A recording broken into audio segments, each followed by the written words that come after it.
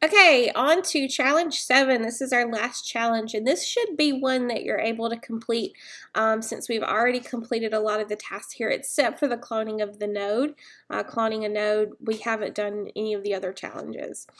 Okay, so for this, essentially what we want to happen, and I've already kind of got it done on this page, you'll notice that we have a footer. We have 2 paragraphs inside that footer. I didn't put the IDs on here, but I'm kind of in a hurry.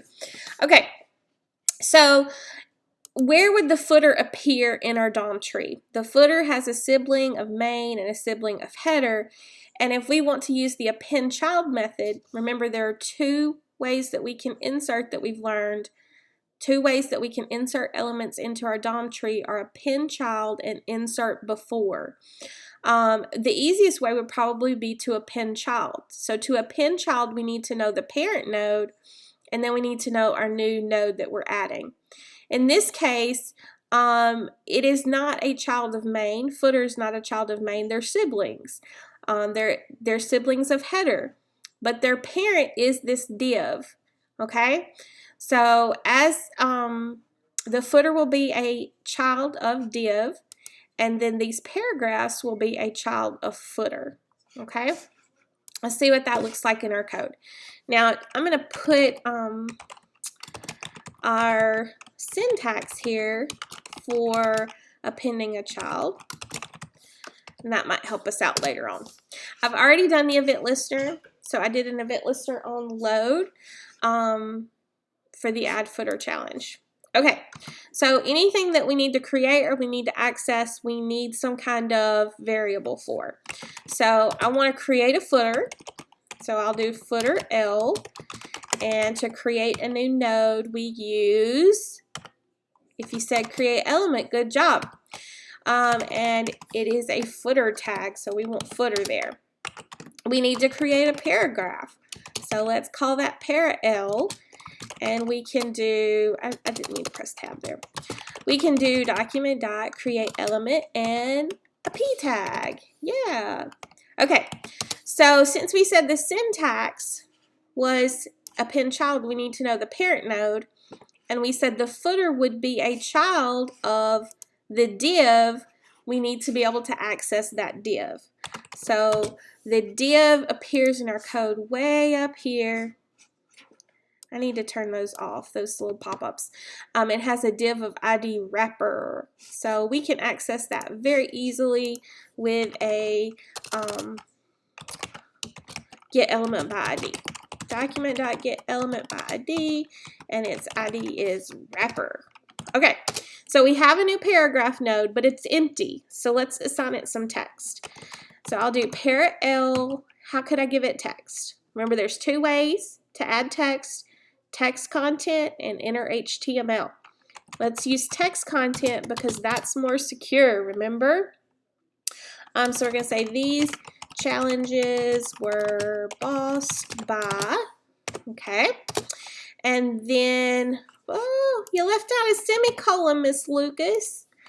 I said let's give it an ID, so we can do para L ID, and we'll say first para, just to kind of make it easier. Okay, so the paragraph is going to be a child of the footer, and then the footer is going to be a child of the div. So we have to add these new elements to our DOM tree or they won't appear on our website. So let's first add the paragraph to the footer. So the footer is the parent.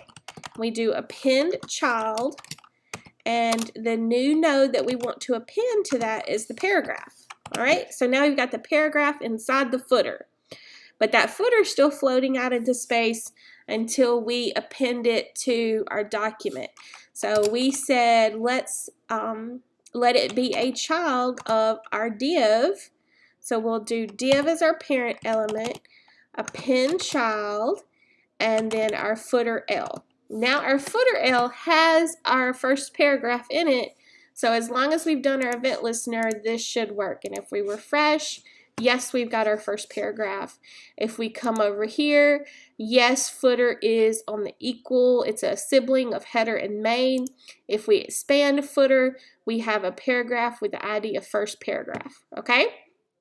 So our next challenge is to take this paragraph that we just created and we want to clone it. We want to duplicate it and let it appear inside the footer as well.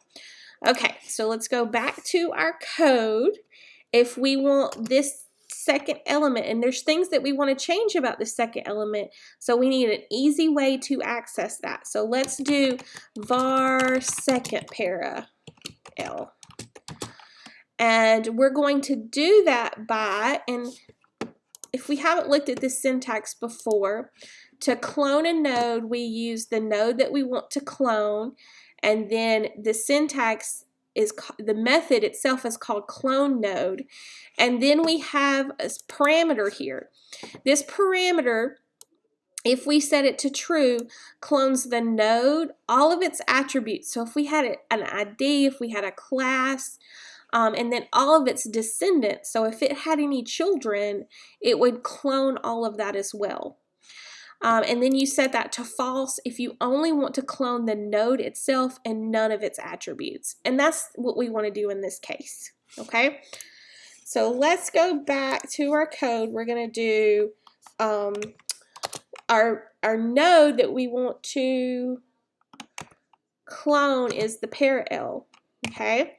And then we do clone node, and we're going to do false because we don't want any of its children. We just want a copy of that paragraph. Okay, so when it clones that, when it duplicates that first paragraph, it's storing it in this variable name. So now if there's things that we want to change about our new paragraph, we need to address it with second para L. So let's change its ID to second para for our second paragraph. And then let's change its text content. And that should say your name there. I'm going to put my name there. And now this node exists, but it is not yet in our document tree until we append it. So let's append it. We want it to be as a sibling to our first paragraph, but we want it to be a child of our footer. So remember parent node, so if it's a child of the footer, that would be footer L dot append child, and then our new node, which is second para L.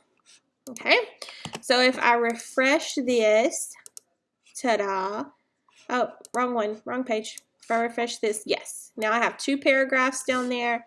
If I inspect my elements and I come over here and open my div, I have that footer as a sibling of header and main. If I expand that footer, I have two paragraphs, and then they both have ID and they both have the correct text.